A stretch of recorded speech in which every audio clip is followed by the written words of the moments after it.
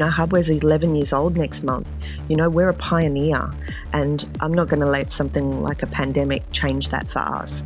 For us, this is just about knuckling down, getting the job done, and, making sure that we can continue for another decade, It's that failure is not an option. I'm Dani Valent, and this is Dirty Linen, the podcast that takes the issues the hospitality industry finds hard to air in public and shakes them all about. This week on Dirty Linen, we're chatting to people from all around the world, and we are heading today to Barcelona to talk to an Australian who's over there. Keser is the owner of the Hardware Societe, one of the most Melbourne of Melbourne cafes that there is, a beautiful haven for great coffee, interesting breakfast dishes, just really creative. And I guess one of the ways that I can still connect with Hardware Societe at the moment, Di, is to look through your beautiful book, which never puts eggs on toast, but looks at brunch in incredibly creative ways. So I'm so thrilled to chat to you. Thank you for chatting to me in your Barcelona morning and my Melbourne late afternoon. Thanks for having me, Dani. It's nice to hear your voice. It's great to hear your voice too. And we have been in touch a little bit through the pandemic, even though we've always been in different hemispheres and time zones. But tell me about your life at the moment. Why are you in Barcelona? Well, basically, we moved to France, taking just a step backwards. We moved to France in 2016 to open Hardware Societe in Paris. So Will, myself, and Jessie Keane, who's our operations manager here, and Carla Isles, who was our chef, all packed up, moved over here to do that. And we both get a bit itchy feet, and we obviously both have a burning desire to continue to do things, and sitting idle in Paris just wasn't cutting it for us. So we sold up our homes in Paris and bought an apartment in Barcelona with the view to opening Hardware in Barcelona. So having the three businesses operating obviously in tandem. So we moved here at the start of February. And then Corona hit, so that's kind of where we're at and why we're here.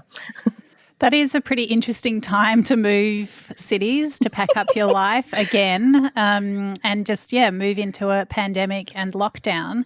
So tell us what happened after you moved to Barcelona. Well, basically, we'd been here maybe 3 weeks before the shit really hit the fan, pardon the French, and then it was really obvious then that we were in a lot of strife as in Europe.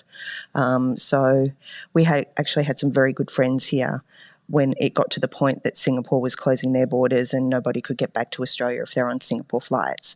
So they basically had to cut their trip short in order to get home, and then they self-quarantined for 14 days after that. And then it was real. It was like, okay, well, if something happens, we can't get back to Australia without being in quarantine. And then our lockdown hit, which was probably more severe than Melbourne's stage 4 lockdown, in that the only things that were open were supermarkets and pharmacies. Only one person could go to the store. There was no exercise. There were no children allowed out for the first 10 weeks. The only way we could go out was because we had dogs. So it was like having a lotto ticket. We also thought about, putting them up on eBay and auctioning them for hourly walks, because people were just being very creative about how they could go and do exercise here. People were carrying goldfish in bowls and, taking their cat for a walk, because, being stuck in an apartment, you guys are a week in, you know what it's like. It's not easy, but you've just got to make the best of it. So it was tough, but we got through it. So, and did you need a permit to go out with a dog? Was that the scenario? No, but we needed a permit if we were going to a supermarket. So you would actually have to write where you lived, your registration number, your personal registration number, and you would need a with the date on it, and you would need that to go to the supermarket and one to come back from the supermarket. Because a lot of people would just be out walking around with supermarket bags pretending they were going to the supermarket when they were just out having a walk. So, you encounter the same things in different countries. It's no different in Australia, where someone wants to go and do exercise in a different suburb because they want a change of scenery, but it's not within their 5K radius. We only had a 1 kilometre radius. So. Oh, wow. And you just moved there. So, I mean. Yeah.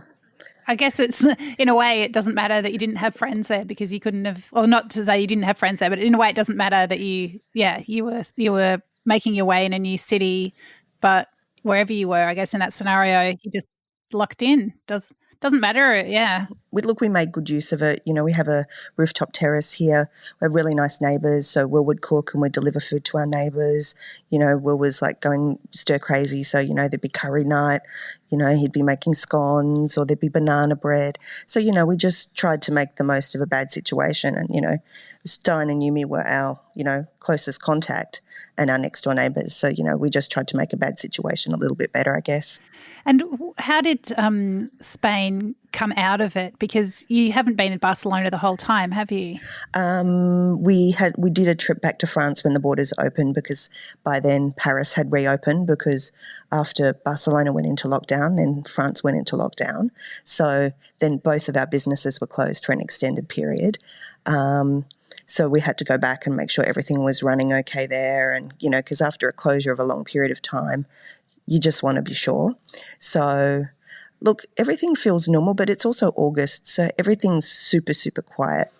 Obviously there's no tourism, but even residents, they're exiting the city, they're going to their holiday homes, they're heading down the coast for a holiday, all those things. So it's a very quiet city right now.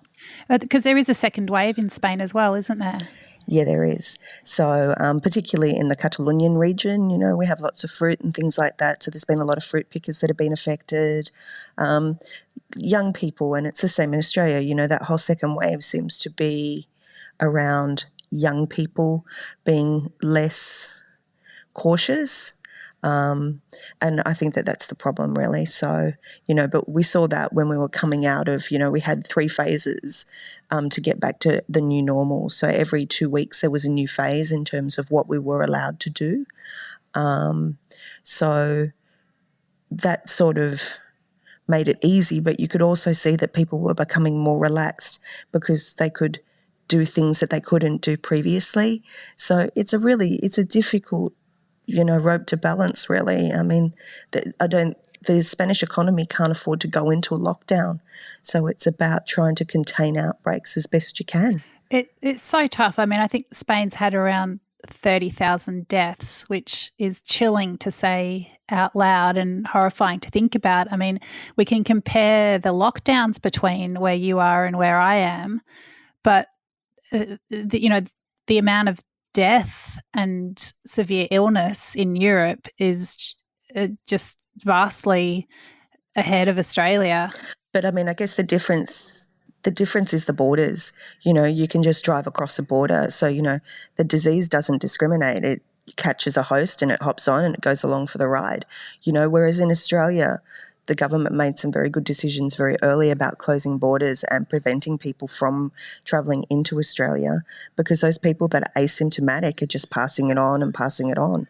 So, I think that Australia had a really good basis for making some good decisions about how to stop the spread. And the first thing was the borders, and then that's what happened here. So...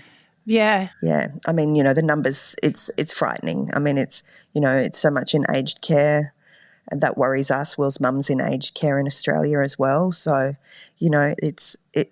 all those things weigh on you when you know that you can't get back. My parents are like in their late 70s, early 80s, and trying to tell them that it's not safe to go to the supermarket is just... it's like blowing hot air. Nobody wants to listen. How do you tell an 80-year-old you can't do that? Yeah. It's crazy. Well, it's really tough, and I've had firm words with my parents on exactly that topic. And it's. I mean, none of us like having our freedoms curtailed, and everyone wishes we didn't need to take it seriously. But I guess, we do. We do. Yeah, I think we do, but then I think, there's those porous borders in Europe. There's the harder national borders in Australia. But making those decisions either way, whether it's to relax them or to make hard and fast rules, none of that solves the problem of how you come out the other side. And you say, the Spanish economy can't afford to lock down, but can it afford to have cases back to where they were previously? I don't think they can, but I think what they are seeing now is a very different pattern. Before it was very aged care driven, whereas now there's a lot younger people getting the virus. They're actually, before, when the virus hit here, they were so overwhelmed in the medical system, they were only testing 10% of cases, whereas now they're testing between 60 and 75% of cases. So naturally you're going to get a different result when you're testing higher. Sorry, I don't mean to sound like Donald Trump, but I know. That is but it's the fact. Sure. And it's very, very different. You can't compare March when the pandemic hit here to where we are now. It's just it's different, and I think people's behaviour is different too. Everybody wears a mask. It's just common courtesy. You go into the supermarket, you disinfect your hands, you have to put plastic gloves on before you even walk into the supermarket. These are all things that are just normal to us now. When we reopened in Melbourne, we ensured that we had masks for all of our staff. All of our wait staff wear masks before it was even mandatory, because we knew, sitting here, seeing what we saw, that was one of the best ways to protect our team. That's super important. That's so interesting. I mean, tell me about how you manage a Melbourne cafe when you're on the other side of the world in completely different circumstances. Well, I mean, you obviously know Aaron and you know how amazing he is. We're very, very lucky to have Aaron Taylor. I know you have amazing people. And I think that that's the difference. I mean, you empower people to make decisions. They might not be the decisions that you would ordinarily make, but on a day-to-day basis, you have to let people be and give them that authority to be that person. And, if someone loves their job, they're going to do right by you anyway. So, it's been a learning curve this year, particularly being so far away and not being able to do the things that we would ordinarily do. But at the same time, it's business as usual for us. Our team are wonderful. They do a great job and we're grateful. So... What about the Paris business? How did that go through? Paris, it's been slow. We're right at the Butte of Sacré-Cœur, so it's very touristic based, as is Melbourne, but we seem to recover better in Melbourne than we did in Paris when we were open for a period in Melbourne. But Paris is slow. It's super quiet. I mean, it's July, August anyway, so you have a lot more people out of town. We're hoping that by the time we hit September, people will find a new rhythm.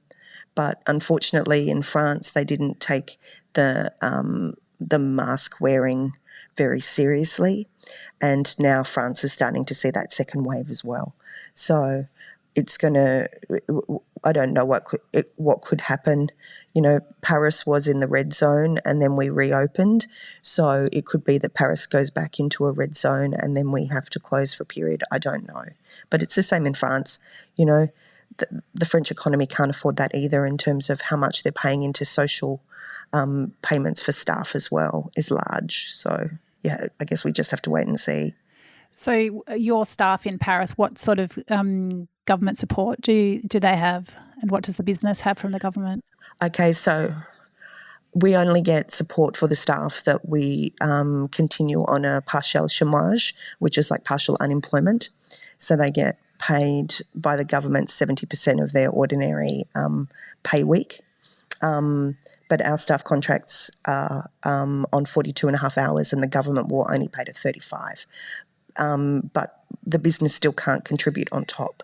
So we have a couple of staff on chômage, but in saying that, our staff wages are super high at the moment given what we are taking. So it's tough. It's not just us, it's everyone. So you've just got to knuckle down and hope that things get a bit better. But to be honest with you, in terms of government support, there's nothing compared to what Australia's doing. Because you've got people here that are on JobKeeper? Yeah, we do, but as you would know, as in most hospitality businesses, a lot of our staff are foreign or on 457 visas or the new 482 or whatever it is. So that's been tricky, but even, all of the additional boosting cash bonuses, all of those things, Australia, actually, people do not realise how lucky we are to have been able to qualify for those kind of grants. It's amazing. And none of that exists in France.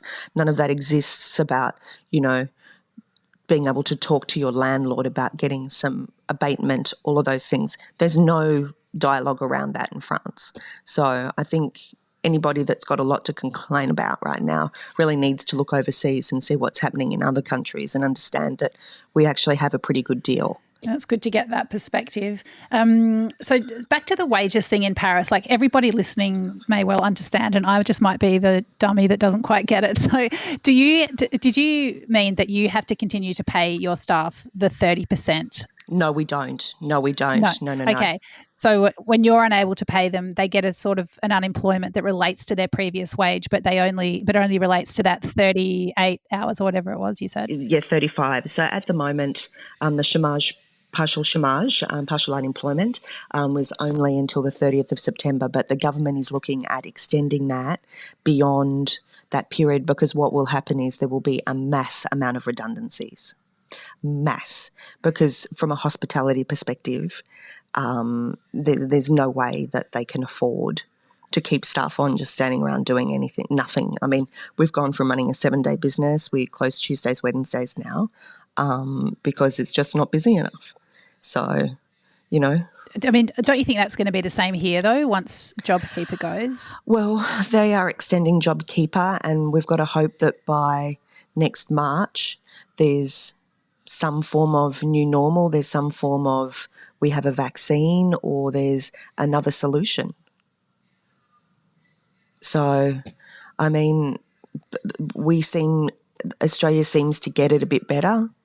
They seem to have a bit more of a long-term objective, and, you know, maybe by March, hoping that, you know, then that's 12 months from, you know, go to woe, maybe by then that there is going to be some form of a new approach. You know, I don't know. I really don't know. Yeah, it's crazy to think that that's going to be a year, isn't it? I mean, it's pretty crazy. Do you still think you'll open a place in Barcelona? Absolutely. I mean, we're committed to doing it. We came here to set up a program and a project, and we want to do that. But, you know, we obviously need to ride things out here a little bit more and, you know, see where things go. But, you know, we want a project here as well. So we just have to hang in there, really, just like everybody else. I guess, you know, continuing with current businesses is optimistic. So you might as well parlay that optimism into opening a new place as well. Absolutely. You know, this blip in our life it's a blip. I mean, okay, it's not easy, but you've got to understand that, you know, we're committed to our businesses. There's not an option for us to just walk away. It's not going to happen. You know, Hardware's 11 years old next month. You know, we're a pioneer, and I'm not going to let something like a pandemic change that for us.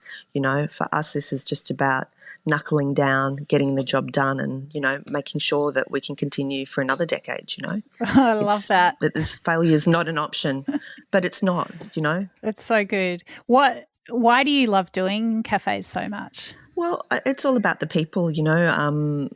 I came from a corporate background and was a chef. So it was really different going from that to being on the floor and dealing with customers. And obviously as time's progressed, I haven't had to do that. But it's about our people. It's, you know, it's a really interesting path to tread. You know, it's the creativity of designing a space. It's about the food. It's being on top of things. It keeps me busy, you know, and that's the most important thing, I think, for me. How different is it to run a cafe in Paris than in Melbourne?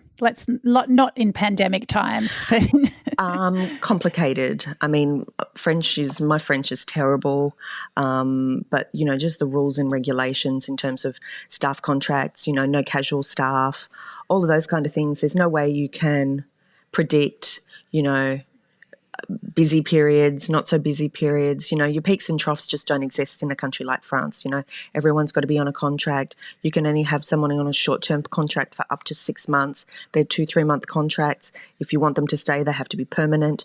It's a minefield. Like, it's crazy. That is so radical. Like, hospitality owners in Australia would be just thinking, how do I run a business without casual staff? Yeah, I know. you don't need to tell me. So it's just, you just suck it up. But I mean, it's interesting. Our wages costs are actually a lot less in France than they are in Australia. I mean, our wages costs in Australia sit at about 45%. Obviously, that's because we take the right path and a lot of people don't. And in France, our wages costs are less, even though it's determined by the government. So it's an interesting scenario, really. I mean, what I wouldn't do to have casual staff. Yeah, I mean, what do you do? Do you just run it all a little bit lean because you don't want to have those people, you can't staff up as much as you'd like to in busy times because then you'd have to have those staff there the whole time? I think 4 years in, we have a really good sense of the numbers we need for the days of the week. So we're quite well attuned to being able to roster adequately. It's not as bad as it sounds, but it's certainly, it could be worse. It's just all a learning curve, really. Sure. And is Barcelona or is Spain a completely different system again? Well, we haven't even got that far yet. So, we dive in, we find something, we go, okay, this will do, and then we do everything else around it. So, which is pretty much how we set up Paris. So we just have to wait and see. It's, Yeah. It'll work. Well, what about the customer side of things? I mean, I know you have a lot of tourists in Paris normally, but what do diners want from a cafe in France as opposed to Melbourne? Well, before the pandemic, the majority of our clients, well, say 50% were probably Australian and Americans. So they kind of get that whole brunch thing quite well. Whereas now, post-closure, everybody's either Dutch or German or French. The French tend to adopt a philosophy where you go out for brunch and you have like a set brunch. So, you get a little bit of scrambled eggs, a small bowl of granola with some fruit and yogurt and a croissant, and then maybe some fried brioche or a banana cake to finish.